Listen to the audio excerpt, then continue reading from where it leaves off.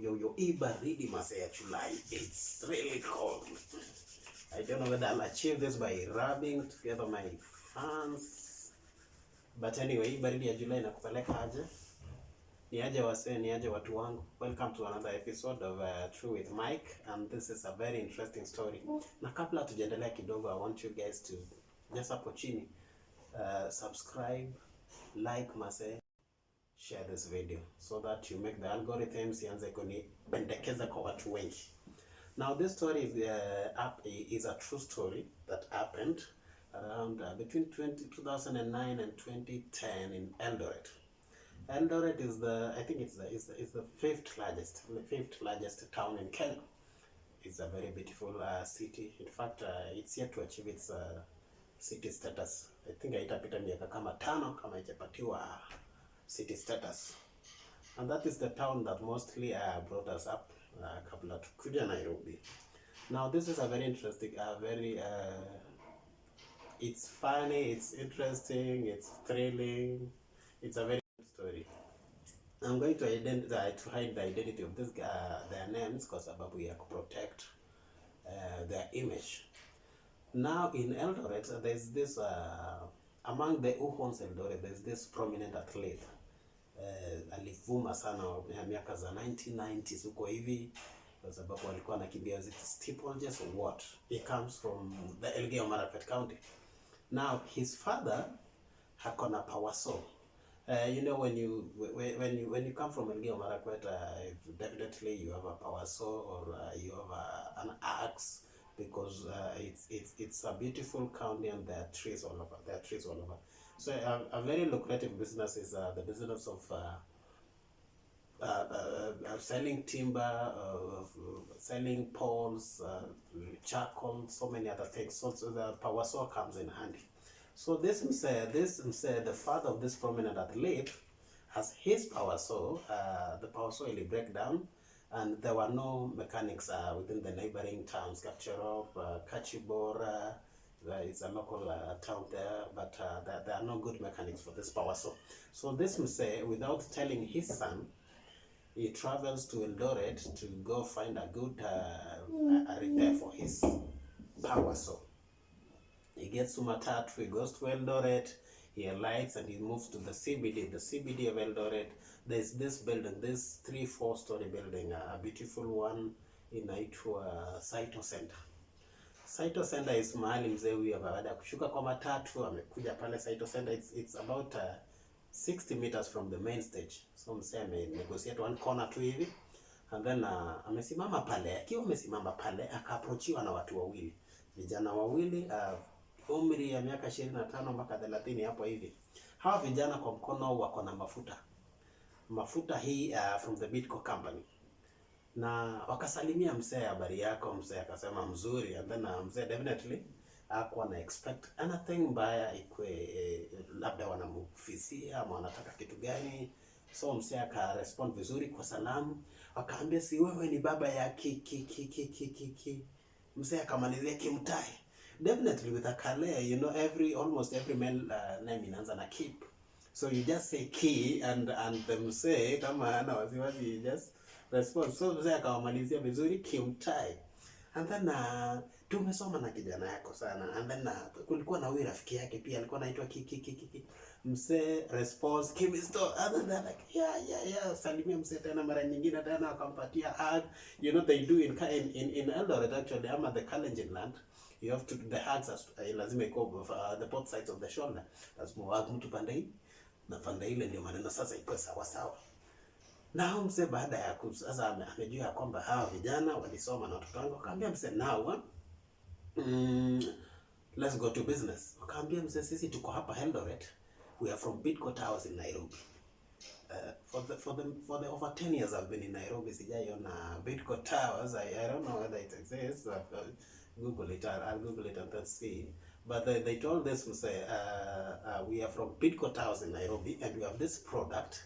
Tuko na hii mafuta and we are trying to find a new market here in Eldoret for this mafuta. So what we are doing, tunapeana free samples to people. Tunapeana free samples, watu waenda watumie mafuta. Kama mafuta imewapamba sana, watuambie watakuwa wananunua, tulete branch yetu hapa wapi? Hapa Eldoret. Msee akaona hey, it makes a lot of sense.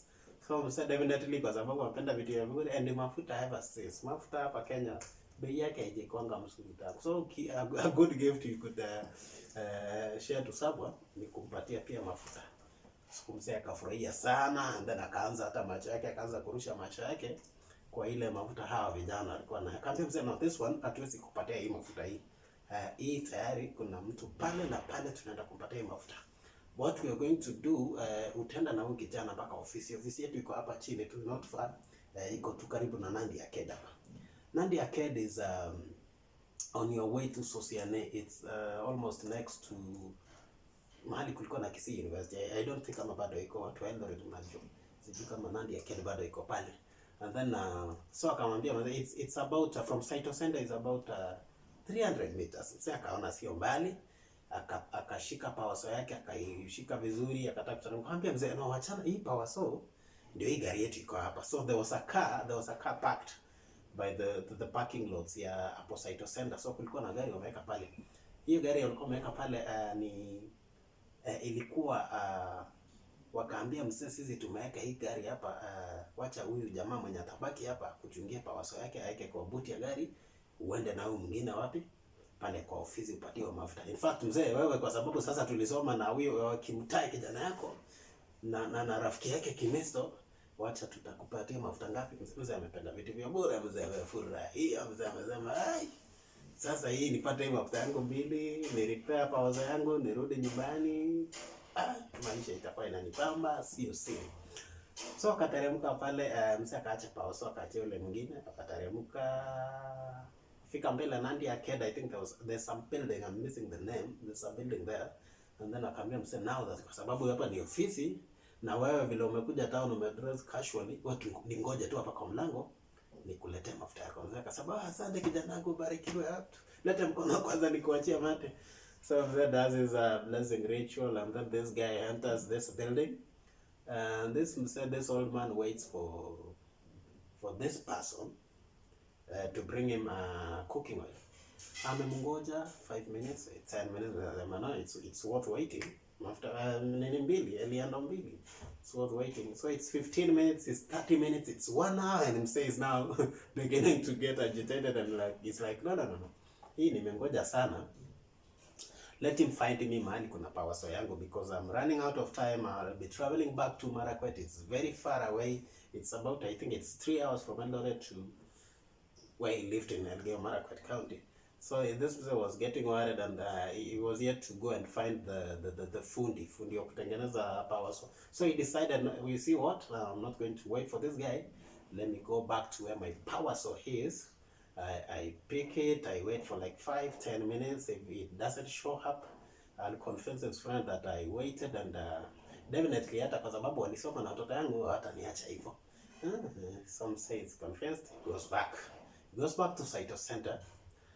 Kufika Saito Center, he doesn't find the other guy mwenye alikuwa amemwacha pale. And then but he still sees this car bado iko pale, and he's like, okay, si watakujia gari yao. So he waits there about 5 minutes. After 5 minutes, the owner of the car comes, and then anafungua gari yake, anaingia. Mzee anamwambia, mbona unataka kukimbia? Si wewe, lakini mwenzako aliacha power saw yangu hapa. And this guy is like, mzee, what are you talking about? I don't understand you, sikuelewi. Ati nani aliacha power saw yako hapa? But definitely they knew mzee alikuwa amekoniwa. And they told mzee, unasema aje? So mzee narrated the whole story, the way he went to this Nandi Arcade building, he waited for this guy, and then when he told the name of the building, I can't remember clearly the name of the building. The guy's there because now the crowd had started building up. Now walikuwa wanajua kwamba that building has an exit door behind. So definitely huyu jamaa alikuwa ameingia na katokeza hiyo nyingine, wakakurudi wakashika hapo pause wakapotea naye. They knew mzee alikuwa amekoniwa. Wakaambia mzee, umekoniwa, what is going to happen?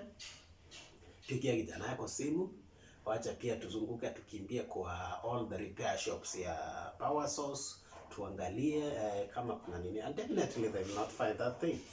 And even ndio vile huyu mzee alipoteza laptop yake, kama not power saw yake, Kama hii story imekubamba sana, more stories are going to come. Make sure please usiwatch video bila kugonga hiyo ni subscribe button. And make sure you watch the full length of the video, because there's something that nimeficha hapo katikati ya video. This thing ambayo nimeficha katikati ya video, ama kwa comment section utakuwa unaonyesha ni kitu kina gani, so that tutaendelea na hii maisha vizuri sana. Hii story imekubamba? What do you think? Give a thumbs up. Hadi next time. Goodbye.